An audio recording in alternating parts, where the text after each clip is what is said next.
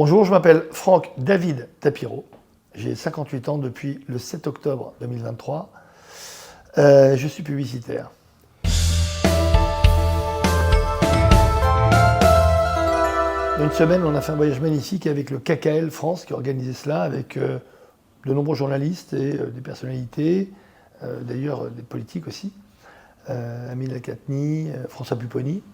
Ça nous a permis deux choses. D'abord d'aller là-bas sur place, parce que tant qu'on n'est pas sur place, on ne peut pas s'en rendre compte, même si moi je suis franco-israélien, je connais Israël, mais on connaît Israël en temps de paix, un peu en temps de guerre aussi, puisqu'on se fait bombarder depuis des années et des années, mais jamais une guerre comme celle-là.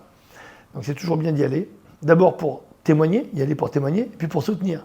Alors pour témoigner, on a été dans le sud, on a vu énormément de villes comme Ofakim, on a vu Sderot, qui sont aujourd'hui des villes fantômes. Il faut savoir que Israël aujourd'hui, que ce soit au sud et au nord, il y a des villes fantômes, des kibboutz qui ont été complètement évacués, et des dizaines de milliers de réfugiés israéliens en Israël. Il faut le dire et le répéter parce qu'on ne parle que de réfugiés évidemment palestiniens, ils sont réfugiés depuis toujours, je crois que même avant 1948, je pense que c'était déjà des réfugiés, on ne regarde qu'eux, et on oublie de dire que d'abord on a été attaqué, c'est nous qui avons été massacrés, c'est nous qui avons été attaqués, et aujourd'hui des dizaines de milliers d'Israéliens sont réfugiés à Tel Aviv, dans les hôtels, en famille, avec les bébés, les enfants, ils ne savent pas quand ils pourront retourner chez eux, s'ils peuvent retourner, s'ils ont encore un chez eux, parce que pour la plupart, ils ont quand même leur maison détruite ou agressée. Puis, imaginez la peur et dans quelle angoisse ils doivent être.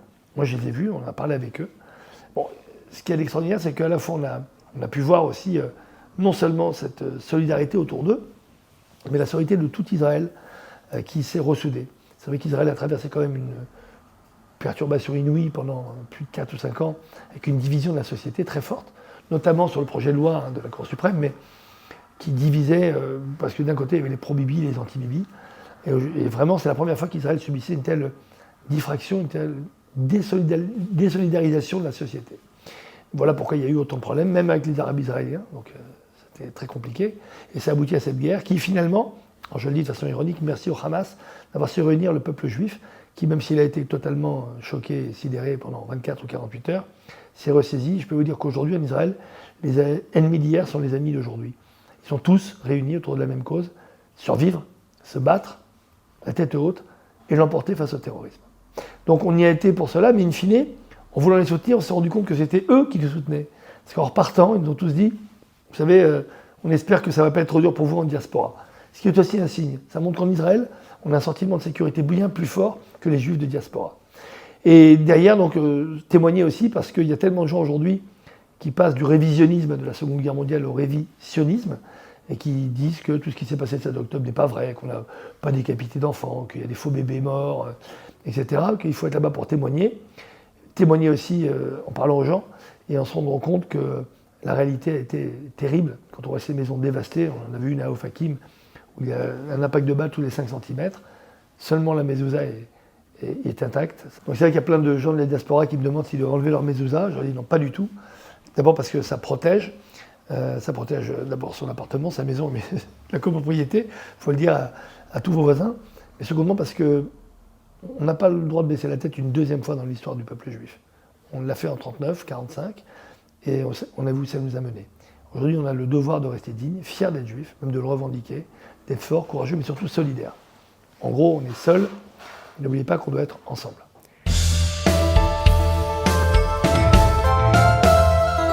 Alors c'est très important aujourd'hui de non pas d'être sur une opinion, mais d'être sur des faits, des actes, des faits concrets et surtout des faits historiques. Pourquoi ? Parce qu'on est suspecté d'être juif, donc évidemment pas objectif. Alors que si vous revenez sur des faits historiques, l'histoire, c'est des faits logiquement qui ne devraient pas être contestés. Alors on a vu que l'histoire de la Shoah, elle l'était, l'histoire d'Israël aussi. Parce qu'aujourd'hui, c'est pour ça que je parle de révisionnisme, on est en train d'inventer n'importe quoi sur Israël. On invente qu'Israël est arrivé en 1948 dans un État qui s'appelle la Palestine, et qu'on a colonisé la Palestine, qu'on a jeté les Palestiniens de leur État palestinien, et qu'on a créé l'ONU, on a créé Israël grâce à l'ONU, et que donc depuis des années, le peuple palestinien subit un drame parce que nous les avons chassés de leurs terres, etc., etc., etc. Tout est pas faux. Totalement faux, c'est une invention, c'est même pas un conte de fées, parce que là, on ne parle pas de choses heureuses, c'est totalement faux. On oublie que la solution à 2 États, elle a été votée le 29 novembre 1947, et oui, les faits sont têtus, hein. Un État juif un État arabe. Ça s'appelait ni la Palestine ni Israël à la base. Sauf que les Juifs, eux, savaient qu'ils allaient l'appeler Israël, mais l'État arabe, la Palestine, il n'y en avait pas avant, ça n'existait pas. Il y avait une terre qui s'appelait la Palestine, il faut remonter un petit peu en arrière, parce que c'est l'empereur Adrien qui, après avoir détruit le deuxième temple, a décidé de débaptiser Israël en Palestine, en lui donnant bien entendu le nom de nos ennemis, les Philistins, pour pouvoir enlever toute trace juive de la région. Et ça remonte à l'empereur Adrien.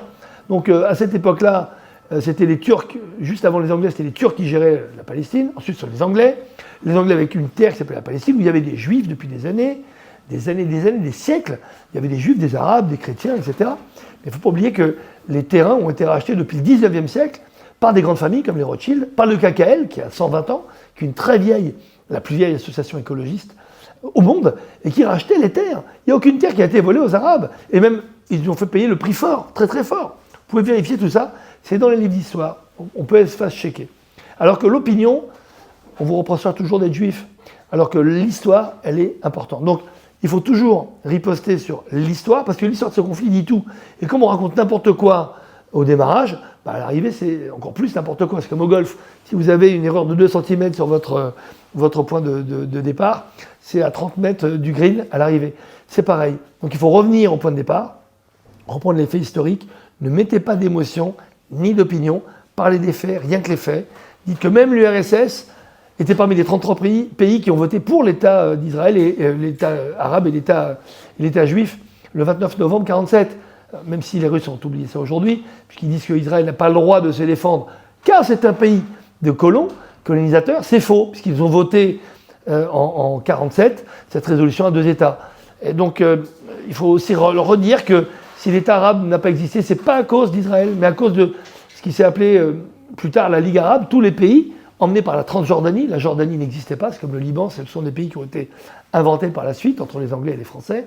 Ça, c'est un autre problème, mais c'est important de montrer que dès que l'État d'Israël a fêté son indépendance en 1948, il a été attaqué dès le lendemain, le soir même, par tous les Arabes qui se sont ligués contre le jeune État qui fêtait, au lieu de fêter la victoire de l'État, fêtait une guerre.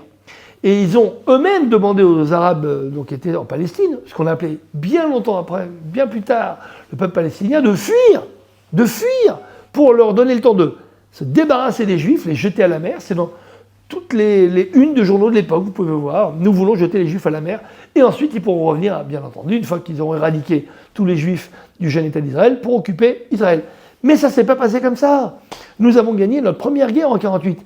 Et quand on gagne une guerre, c'est comme dans toutes les guerres, pourquoi voulez-vous qu'Israël gagne une guerre et fasse à l'inverse des autres? On gagne une guerre, donc notre État, on l'a gagné d'abord à l'ONU, on l'a gagné militairement. Mais après, je suis désolé, les Palestiniens sont devenus des réfugiés à cause des Arabes, pas à cause des Juifs. Il faut le redire, et le répéter, parce que c'est l'histoire qui veut ça.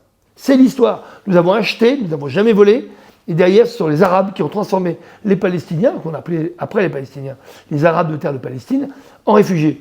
Et d'ailleurs, quelques temps après, en août 70, juillet 70, août 70, il y a eu Septembre Noir, où les Jordaniens ont massacré plus de 15 000 à peu près Palestiniens, qui sont après réfugiés un peu partout. Il y en a qui ont été à Tunis. Enfin.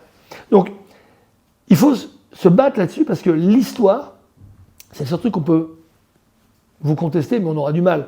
On peut montrer que les faits historiques peuvent se prouver. Alors que l'opinion, elle, ça s'en forme en rhétorique. Alors vous pouvez avoir raison sur un débat et dire que vous avez écrasé l'autre avec beaucoup d'arguments. C'est bien, mais in fine, s'il garde le même état d'esprit, s'il est humilié, ben finalement, il se renforcera dans son ignorance. Alors que si vous lui apprenez quelque chose, moi ça m'est arrivé, j'ai une amie musulmane qui ne me parlait plus parce qu'elle pensait que je disais n'importe quoi, que j'étais un agent de la propagande israélienne, et elle a fait sa propre enquête. Elle a vu que 100% de tout ce que je racontais dans les journaux et à la télé et à la radio était vrai. Donc elle a entamé d'abord elle s'est excusée, elle m'a envoyé une lettre d'excuse à ma femme aussi, et elle a entamé une vague de rééducation de sa famille. Je peux vous dire que ça remonte à loin, parce qu'au Maroc, ils avaient une éducation, non pas antisémite, mais anti-sioniste, anti-israélienne, on va dire. Bon, je lui ai appris depuis que c'était la même chose. C'était de l'antisémitisme déguisé, on va dire de l'anti-judaïsme qui arrange tout le monde. En gros, c'est pas très grave. Tant qu'on tape sur Israël et qu'on dit qu'on ne tape pas sur les Juifs, on s'assure au Maroc d'avoir, bien entendu, du tourisme. Des Juifs qui viennent en masse à Marrakech, à Casa, à Fès, depuis des années et des années. Donc c'est une grande hypocrisie, sachant que, en revanche, le royaume, lui, depuis Hassan II jusqu'à Mohamed VI, est totalement en phase et en ligne avec les Israéliens depuis toujours et avec le peuple juif, il a toujours défendu. Ils ont toujours dit que les Juifs étaient des Marocains à part entière, puisque ceux qui connaissent l'histoire savent que bien avant les Arabes, il y avait des Juifs et des Berbères au Maroc. Voilà. Donc, tout ça pour vous dire que c'est important de toujours revenir sur des faits historiques, de toujours éviter l'opinion, de toujours éviter finalement un débat qui serait j'ai raison par rapport à toi. C'est pas ça, c'est que sortez du cadre. L'histoire, c'est pas vous qui l'avez faite. Donc, comme c'est pas vous qui l'avez faite, ils pourront vérifier. Alors, s'ils sont vraiment de mauvaise foi, et si c'est des menteurs qui continuent, mais il ne faut pas se leurrer. Vous savez, aujourd'hui, la première des choses, ce que je fais, moi, c'est pas de vouloir convaincre les gens, c'est d'abord de rassurer mon camp, de rassurer les Juifs de la diaspora et de la communauté. Je peux vous dire qu'il y a du boulot, parce que 80% des gens ont peur, et c'est normal, on peut le comprendre. D'abord les rassurer, puis après, derrière, marcher par cercle concentrique, essayer de convaincre ceux qui, nos proches, ceux qui nous connaissent, ceux qui connaissent nos valeurs, ceux qui savent qu'on est des citoyens modèles dans le monde entier, ceux qui sont scandalisés, que ce soit des musulmans, des cathos ou d'autres qui ne veulent pas être... dire qu'on puisse donner raison à des terroristes face à un État démocratique, il y en a plein. Ils sont des millions en France qui nous soutiennent. 75% des Français, ça date de la semaine dernière, estiment que le Hamas est un mouvement terroriste et 80% estiment qu'Israël a le droit de se défendre par tous les moyens. Donc c'est quand même pas mal. Ça reste quand même 20% qui veulent notre mort. Ah oui, ça j'ai oublié de vous le dire. Avant, on nous détestait, on ne nous aimait pas. On va dire que, rappelez-vous cette phrase magnifique et horrible de Bernanos qui a dit qu'Hitler avait déshonoré l'antisémitisme français. Parce que l'antisémitisme français, finalement, n'était pas bien grave. Puis il y a eu quand même l'affaire Dreyfus, qui a montré que la France pouvait se diviser pour la cause juive. Et puis, in fine, montrer que ce juif, Dreyfus, n'était pas coupable. Et puis en 1939-1945, patatras, il y a eu le Veldiv. Et depuis le Veldiv, on a montré que cette France qui a collaboré pouvait envoyer des enfants juifs dans les camps pour les exterminer. Donc ce jour-là, quand on dit Hitler a déshonoré l'antisémitisme français, c'est pour montrer à quel point on vit mal avec l'esprit juif et on ne sait pas comment se positionner. Alors à la fois on nous adore, on nous met on nous porte au nu, puis en même temps on nous jalouse et on nous déteste. Ce qui est pas vrai dans le monde entier, puisque pratiquement, s'il y a un sentiment qui peut expliquer l'anti-judaïsme, c'est la jalousie. Petit détail, je ne parle pas, vous avez vu, de l'antisémitisme. C'est important. Il faut arrêter de parler d'antisémitisme. Les Arabes sont des sémites aussi. Alors, si on considère aujourd'hui que l'anti-judaïsme, la haine des Juifs, vient en grande partie des Arabes, musulmans, des Arabes autres, pas tous, mais une grande majorité aujourd'hui, donc il faut arrêter de parler d'antisémitisme, parce que c'est complètement idiot. C'est de l'anti-judaïsme. D'ailleurs, ça a toujours été de l'anti-judaïsme. Ça aussi, c'était un cadeau que nous avons fait aux nations, d'avoir estimé que la haine qu'on subissait, c'était de l'antisémitisme. Ben non, je suis désolé, je ne me rappelle pas qu'il y ait eu beaucoup d'arabo-musulmans dans les camps de concentration et dans les camps de la mort. Ou alors, je n'ai pas vu. En revanche, je me rappelle que le grand moufti de Jérusalem, qui était un Palestinien de l'époque, était allié avec Hitler. Allié avec Hitler. On a des films, on le voit arriver, voir Hitler avec le signe nazi, et où il lui dit qu'il va totalement s'associer avec lui pour exterminer les Juifs de terre de Palestine, parce que lui, il voulait absolument faire un État déjà arabe et islamiste. Donc, il ne faut pas avoir la mémoire courte, il faut au contraire avoir la mémoire longue, parce que quand on se plonge dans l'histoire, on explique tout. Vous savez, l'ignorance vient de ça. La haine vient de l'ignorance. Et l'ignorance, c'est quoi ? Couper finalement la connaissance. Couper la connaissance aux faits réels, aux faits historiques, pour vous permettre de manipuler les cerveaux et de leur faire croire une nouvelle histoire qui est absolument n'importe quoi, qui sont des mensonges. Parce qu'aujourd'hui, le combat, c'est évidemment pas Israël contre le Hamas, ou Israël contre la Palestine ou les Palestiniens. C'est même pas les Juifs contre les Arabes. C'est plutôt la lumière contre l'obscurantisme. C'est l'humanité contre l'inhumanité. Ce qui a été fait le 7 octobre n'est pas fait ni par des hommes, ni des animaux, ni même des machines. Une machine ne peut pas faire ça. Vous savez pourquoi ? Parce qu'une machine ne peut pas prendre plaisir en tuant. C'est impossible. Un humain, pareil. Un animal, c'est impossible. Il tue pour manger, pour nourrir les siens. Là, on a inventé une nouvelle race d'inhumains. On ne peut pas dire que ce sont des êtres humains, ceux qui ont fait ça. C'est impossible. Et on les voit d'ailleurs après se filmer, appeler leur famille, dire « Regarde combien j'en ai tué », montrer les enfants découpés, et la famille qui se réjouit. Donc c'est bien beau de dire « Ce pauvre peuple palestinien », quand on voit les scènes de liesse dans les rues, les gens crachés sur des pauvres filles violées, démembrées, c'est ça quand même, faire la fête. faire la fête pour ce qui s'est passé le 7 octobre. On n'a pas rêvé, c'est pas des fake news, c'est pas de l'intelligence artificielle, c'est pas encore un complot juif ou du Mossad. On a bien vu la liesse populaire partout à Gaza. Donc moi je veux bien qu'on dise oui, il faut dissocier le Hamas du peuple palestinien, mais il faut que le peuple palestinien le fasse aussi tout seul. Les Juifs ne peuvent pas s'occuper de tout. D'abord, on va s'occuper des nôtres. Et on va s'occuper du Hamas, mais d'une autre façon. Ensuite, le peuple palestinien, il a son avenir entre les mains. Il va falloir qu'il se détermine. Contre la violence, contre le terrorisme, et pour la paix. Parce que la paix, c'est comme la guerre. Il faut être deux pour la faire.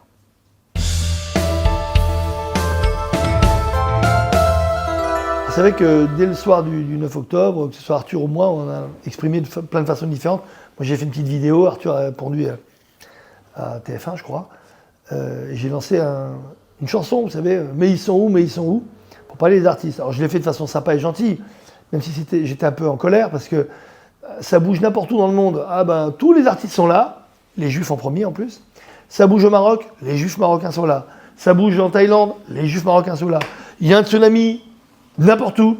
Non seulement les Juifs sont là, mais Sauveteurs sans frontières, dirigé par Ariel Lévy, est le premier toujours dans tous les théâtres d'opération. Et en Ukraine, c'était pareil.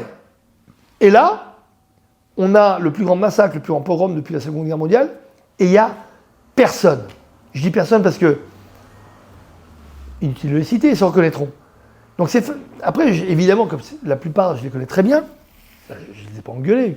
Qui je suis pour les engueuler? J'aurais juste demandé, t'es où? Qu'est-ce qui se passe? Raconte-moi, qu'est-ce que tu fais? Et ils m'ont tous dit qu'ils avaient peur, parce qu'ils se sentaient menacés. Je le comprends. Mais ce qu'il faut qu'ils comprennent, c'est que tout le monde a peur. Et le monde entier est menacé. Qu'on soit connu ou pas connu, qu'on soit juif ou pas juif. Dès qu'on correspond à autre chose que ce terrorisme, de l'islamisme radical qui veut supprimer notre mode de vie, on est tous menacés. Donc, je leur ai dit gentiment, venez à votre rythme, mais venez.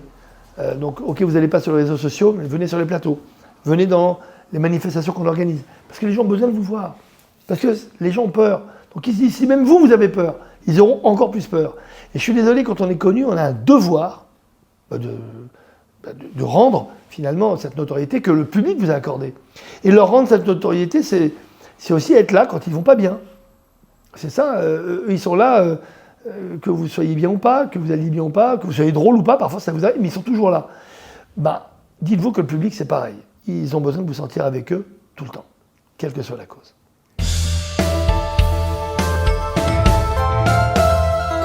Alors aujourd'hui, il y a une vague, non pas d'antisémitisme, mais d'anti-judaïsme absolu. L'ennemi, c'est le juif. On ne fait pas que le détester, on veut le tuer. À mort aux juifs, ou à mort Israël, c'est la même chose. Il n'y a que des fous furieux qui vous diront que « Ah non, moi je n'aime pas la politique du gouvernement israélien, je suis antisémite, mais alors j'aime beaucoup les juifs. » Alors ceux-là, dites-vous, ce sont les premiers antisémites et les premiers anti-juifs. Parce que c'est un mensonge éhonté. C'est tout simplement parce que l'arsenal juridique n'est pas le même entre ne pas aimer les juifs et ne pas aimer Israël. Il y a des lois pour ça maintenant. Donc c'est faux, totalement faux. Donc vous devez être clair. On est dans un anti-judaïsme absolu. Ce qu'il faut faire déjà, c'est être solidaire entre nous. Être solidaire, c'est les ennemis d'hier, comme en Israël, doivent être les amis d'aujourd'hui. Parce qu'ensemble, on est plus fort. Et même si on est seul, si on est ensemble, on est plus fort. 2, vous avez le devoir d'être courageux. Donc enlever les mezuzot, frôler les murs, etc.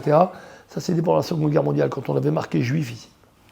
Donc aujourd'hui, vous devez, mais je dis vous devez, c'est pas moi, je vous parle en tant que juif. Un juif, il doit avoir la tête haute. Un juif, il a, tu sais, la nuque raide. On le disait, la nuque raide. C'est comme ça qu'on est décrit dans la Torah. Le peuple a nuque raide. On ne fait pas plier la tête comme ça. Il faut l'avoir, cette nuque raide. Rappelez-vous en 1976 que De Gaulle disait « Un peuple d'élite, sûr de lui, et dominateur. » Bah ouais. Aujourd'hui, le peuple d'élite, ouais, apparemment on l'est, mais alors sûr de lui, dominateur, on ne l'est plus beaucoup. Et en Israël, et ici. Israël est en train de retrouver cette domination, cette élite incroyable. Et bien entendu, on espère que cette assurance qu'il a, mais parfois c'est de l'arrogance, ça devient plus de l'assurance que de l'arrogance.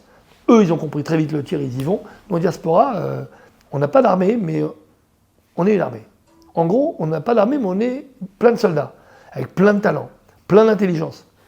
Et en plus, on nous reproche tellement d'être les plus intelligents, les plus riches, plus de pouvoir, les médias, etc. Pour une fois, donnons-leur raison. Et montrons-leur, si on est ensemble, qu'on est les meilleurs dans tout.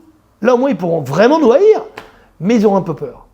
Parce que si on est ensemble, nous, on aura moins peur, Mais ils vont se dire que quand même si le du nombre est énorme, s'il y a 420 000 juifs ensemble, ils auront du mal. Ils auront beaucoup de mal. Donc encore une fois, je vous dis, on n'a pas le choix, il faut être solidaire. C'est la seule chose.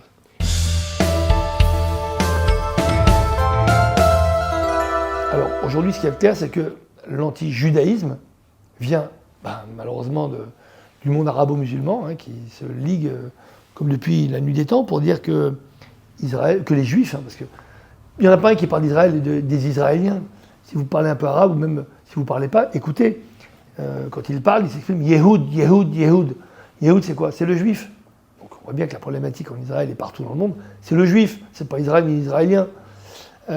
Donc il vient de là, et il vient aussi, bien entendu, de partis politiques qui, un peu partout dans le monde, malheureusement, surfent sur cette vague-là à des fins électorales. En France, on a la France indigne, c'est LFI. Mélenchon n'est pas député, mais il a tous ses sbires qui à l'Assemblée, malheureusement, montrent le pire visage de la France depuis la Seconde Guerre mondiale. Des collabos qui sont complètement aux ordres du Hamas, qui ont les mêmes éléments de langage, la même rhétorique, les mêmes fantasmes, qui parlent de relativisme, une vie vaut une vie, d'accord? Mais une mort vaut pas une mort. Une vie vaut une vie, bien sûr. Qui peut être heureux de voir un enfant palestinien ou israélien mort?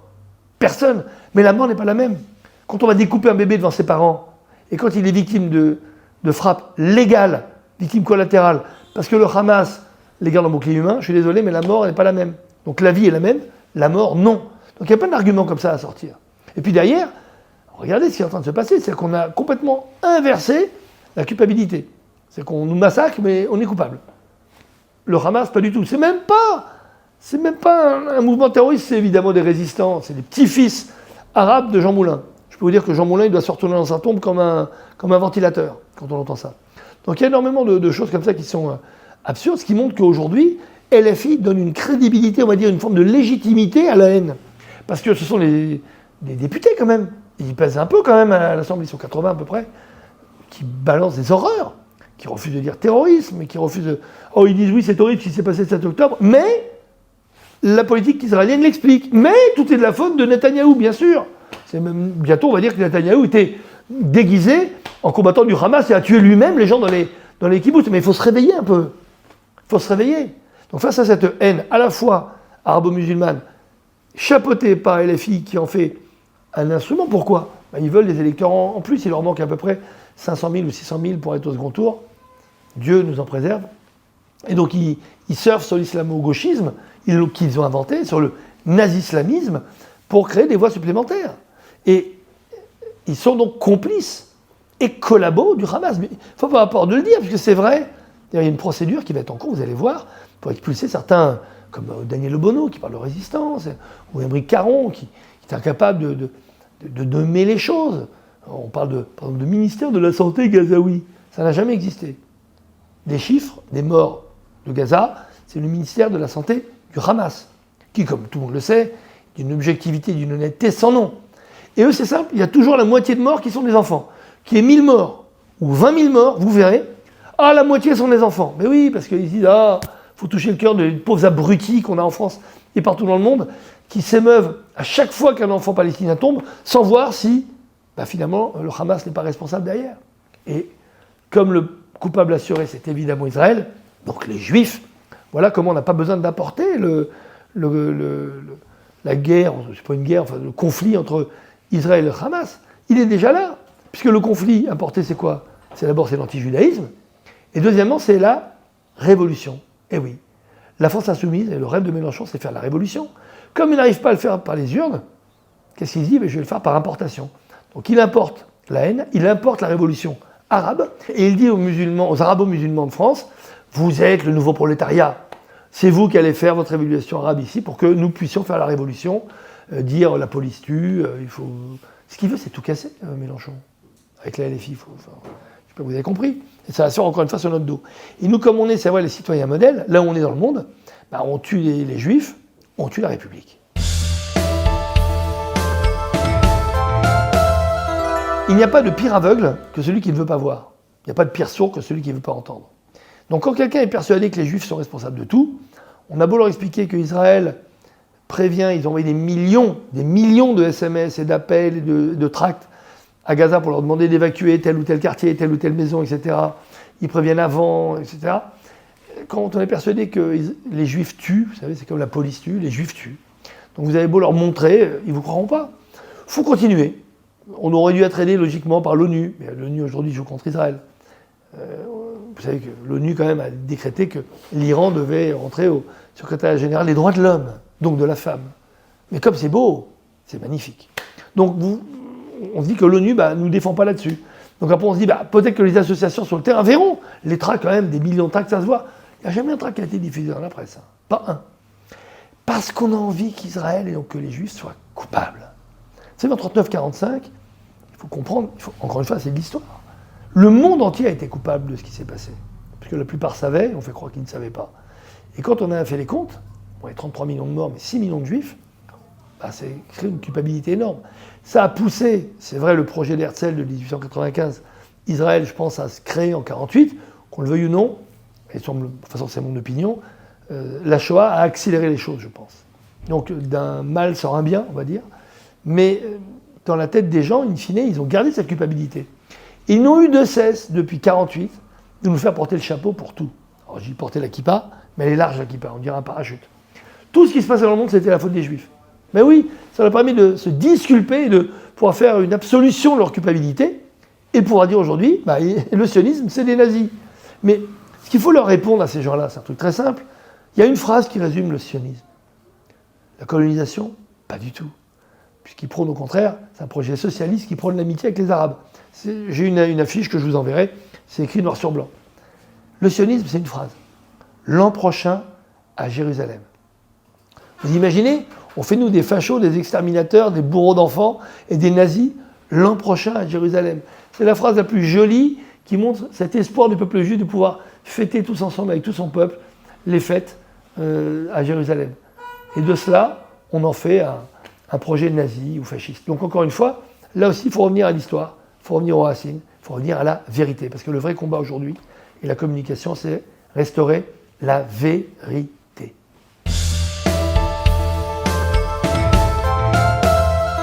Alors, après la guerre, déjà, parce qu'on peut se demander que deviendra le peuple juif de France, les Français de confession juive en France après la guerre. Déjà, combien de temps va durer cette guerre, je ne sais pas. Parce qu'aujourd'hui, la guerre, on commence avec le Hamas, mais logiquement, ça doit se finir avec l'Iran. Il faut être clair. Si on bute que le Hamas sans s'occuper du Hezbollah et de l'Iran, franchement, c'est comme si on avait mis du mercurochrome sur une jambe de bois. Donc il va falloir aller au bout. Et souvent seul, malheureusement, parce qu'Israël, comme toujours, fait seul le boulot. Donc, que deviendra les Juifs de France ? Je dirais c'est à la France qu'il faut poser la question, c'est à la République, c'est à l'État, c'est Emmanuel Macron, que j'aime beaucoup, et je lui adresse s'il m'écoute. Voilà ce qu'il veut que les Juifs de France fassent. Il faut tout faire pour défendre les Juifs. Manuel Valls l'a dit ce matin encore, il passait sur RMC, mais il est toujours au fond là-dessus, en disant que qui touche un Juif touche la République. Et comme je l'ai dit, s'il n'y a plus de Juifs en France, il n'y a plus de République. Donc il faut savoir quelle France on veut demain. Donc c'est pas aux Français de confession juive à répondre, c'est à l'État français. Et donc s'ils veulent cela, éviter que les Français de confession juive partent en masse, il faut nous aider à nous défendre, à tous les niveaux, au niveau de la communication, au niveau juridique, au niveau de la protection des gens. On est menacé. Donc c'est à l'État français de nous protéger.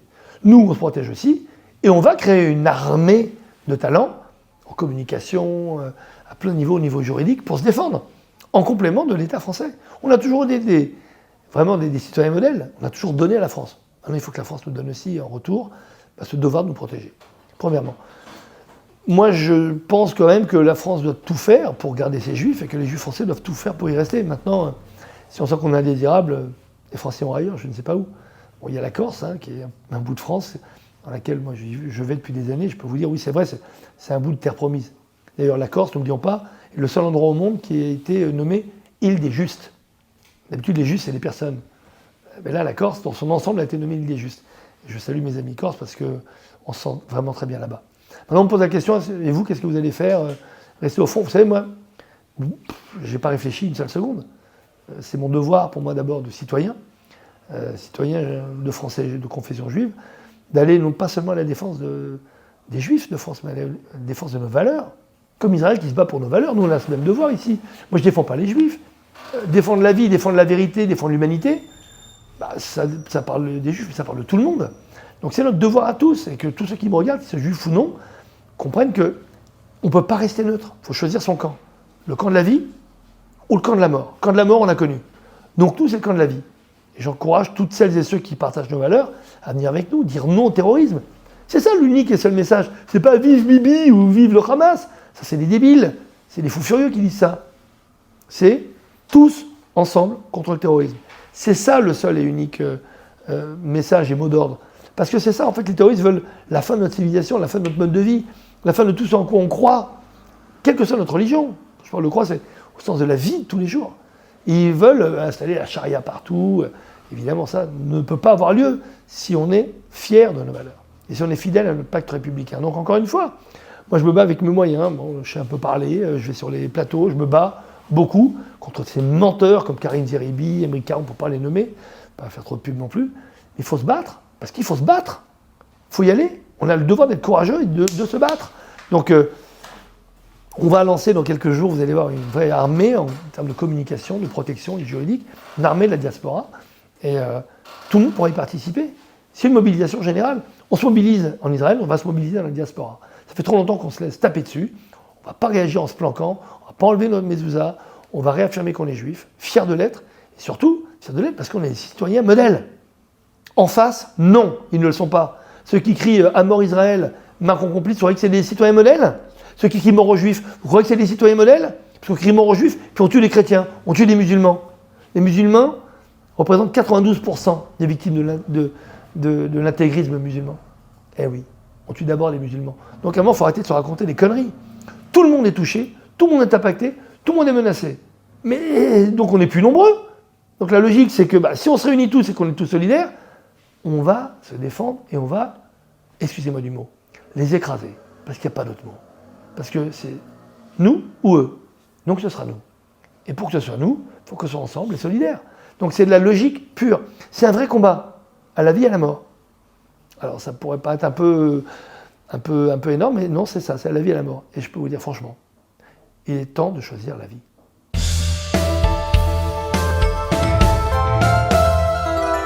En fait, est-ce qu'on est déçu ou pas par l'attitude de certaines personnes de mon entourage? Pas déçu ni surpris. Justement, je pense qu'on est sidéré de voir des gens qui avaient des valeurs républicaines, des valeurs citoyennes, qui étaient sur l'amour entre les peuples, prendre des partis qui sont complètement clivants et qui n'amènent rien. Dire que le Hamas, par exemple, est un mouvement de résistance. Ça s'arrête là. On ne peut pas être humain et dire ça. Toutes celles et ceux qui disent cela expliquent le 7 octobre, relativisent et disent que finalement on l'a bien cherché. Donc ça s'arrête là. Moi je l'ai fait pendant quelques temps, c'est fini, je ne veux pas leur faire de pub. Puis les massacrés du premier au dernier parce qu'ils n'ont aucun argument, ils n'ont que des mensonges. Et le pire c'est, après le plateau, moi, toutes les personnes qui m'ont appelé en m'insultant m'ont dit que finalement avec Karim Zeribi, ouais, c'est vrai, j'avais raison, qu'il a menti de A à Z sur tout ce qu'il a dit, que le texte qu'il lit au début, c'est pas du tout ce qu'il a dit à Radio Alger, etc., etc. Émeric Caron, n'en parlons pas. Je lui ai même donné une porte de sortie avec les animaux, en lui montrant que le Hamas a tué tous les animaux, 400 vaches, des dizaines et des dizaines de chiens, tous les chats. Il reste quelques dizaines de chiens à adopter. Je lui dis, voilà Émeric, puisque tu t'en fous de la cause humaine, intéresse-toi à la cause animale. Même ça, il a surfé à côté, il a botté en touche. Ça veut dire quoi? Ça veut dire qu'on est face à des ennemis. C'est pas qu'ils ne nous aiment pas, ils veulent notre mort, la fin de notre civilisation. Ce sont des menteurs. Et c'est facile de les confondre. Et moi je leur dis, mettez-vous à 25 en face de moi, un fact-checker neutre qui regarde sur Internet, qui prend un historien présent, et là on fera un vrai débat. Ou ChatGPT, ça peut être pas mal aussi de le faire avec ChatGPT. Ils n'osent pas, pourquoi? Parce qu'ils savent très bien que ce qui les rassemble, c'est le mensonge. Nous, c'est l'inverse, c'est la vérité. Il faut qu'on soit des soldats de la vérité.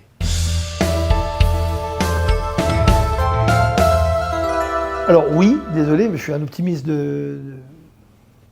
par nature, hein, mais optimiste et réaliste. Oui, la situation est dramatique. Dramatique parce qu'elle n'a jamais été aussi grave que depuis 39-45. Il y a eu des vagues d'antisémitisme, sauf que, je vous dis encore une fois, c'est de l'antijudaïsme, sauf que là, c'est plus qu'une vague d'antijudaïsme. On ne reviendra pas en arrière. Ce que vous voyez aujourd'hui, c'est le point de départ d'un nouveau timing, d'une nouvelle civilisation, d'un nouveau temps. Pourquoi? Parce que ce n'est pas une crise, ça monte, ça descend. On tue un juge, puis après on oublie. On tue Madame Knoll, puis on oublie. On tue Sarah Halimi, puis on dit que c'est un fou. Non, c'est pas ça. Là, on a vu finalement que plein de gens se sont révélés. J'en ai cité quelques-uns, mais plein se révèlent. Alors même s'il y a une majorité de gens qui malheureusement sont silencieux, Il y a une minorité bruyante qui hurle à la mort et qui veut tuer les juifs. Donc oui, on est en danger, mais le tout c'est de le savoir, d'en être conscient, d'être courageux, d'être solidaire, de se défendre et de se battre. Et encore une fois, n'oublions pas qu'on est français, on est citoyens français, et fiers de l'être depuis 2 siècles. Et je crois que la France n'a jamais eu à rougir de ses citoyens juifs, bien au contraire. On est souvent des citoyens modèles. Donc en gros, si on est citoyen modèle, la République se doit de nous défendre et de nous protéger. Et on doit regarder chaque Français la tête haute parce qu'on doit se dire, on est Français de confession juive, on a toujours été pour le pacte républicain, on n'a jamais, nous, tué ou fait quoi que ce soit au nom d'un Dieu ou de la Torah.